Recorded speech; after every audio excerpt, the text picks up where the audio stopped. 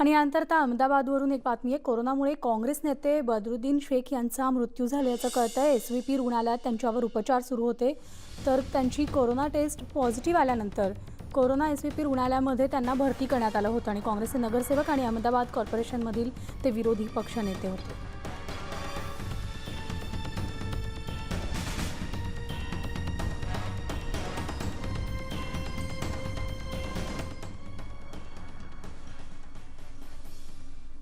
यानंतर आणखी एक धक्कादायक बातमी येते। मुंबईमधनं बेस्टच्या 7 कर्मचाऱ्यांना कोरोनाची लागण झाल्याचं कळतंय।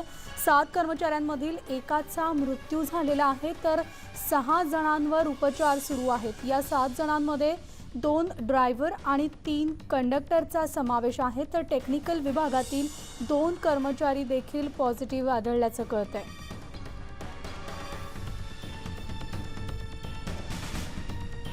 तर आपण पाहतोय मुंबईमधनं आता अपडेट मिळतात। मुंबईमधली धक्कादायक बातमी म्हणजे मुंबईमध्ये बेस्टच्या 7 कर्मचाऱ्यांना कोरोनाची लागण झालेली आहे। यामध्ये 7 कर्मचाऱ्यांमधील एकाचा मृत्यू झालेला असून 6 जणांवर उपचार सुरू आहेत, तर 7 जणांपैकी 2 ड्रायव्हर आणि 3 कंडक्टर होते आणि टेक्निकल विभागातील 2 कर्मचारी होते। मुंबईमधला कोरोनाचा वाढता प्रादुर्भाव पाहता मुंबईकरांना अधिक सतर्कतेचा इशारा आहे, कारण आत्ता जी बातमी मिळते त्या बातमीनुसार बेस्टच्या 7 कर्मचाऱ्यांना कोरोनाची लागण झालेली असून त्यामध्ये एकाचा मृत्यू झालेला आहे। तर आमची प्रतिनिधी ज्योत्स्ना गंगणे आपल्यासोबत आहे। ज्योत्स्ना, आपण पाहतोय मुंबईमध्ये कोरोनाची संख्या वाढत चालली आहे, कोरोनाचा प्रादुर्भाव रोखायला हवा आहे, कारण आत्ता जी बातमी मिळते त्यानुसार 7 कर्मचाऱ्यांना बेस्टच्या 7 कर्मचाऱ्यांना कोरोनाची लागण झाली असून एकाचा मृत्यू झाल्याचं कळतंय।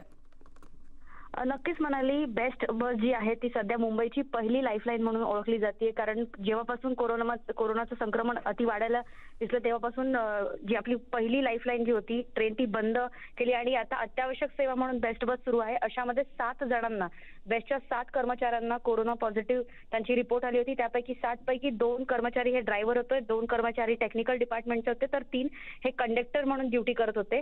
त्या 7 पैकी एकाचा आतापर्यंत मृत्यू झाला आणि 6 जणांना जे आहे त्यांच्यावरती इलाज सुरू आहे।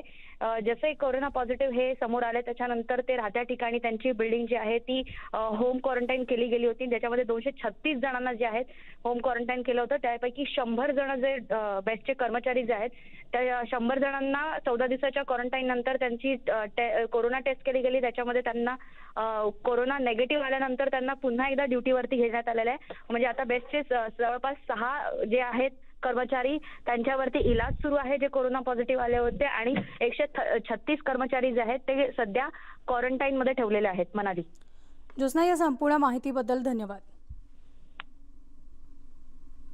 आणि यानंतर पुन्हा एकदा वेळ झाली एका छोट्याशा ब्रेकची। लगेचच परततोय, पाहत राहा न्यूज 18 लोकमत।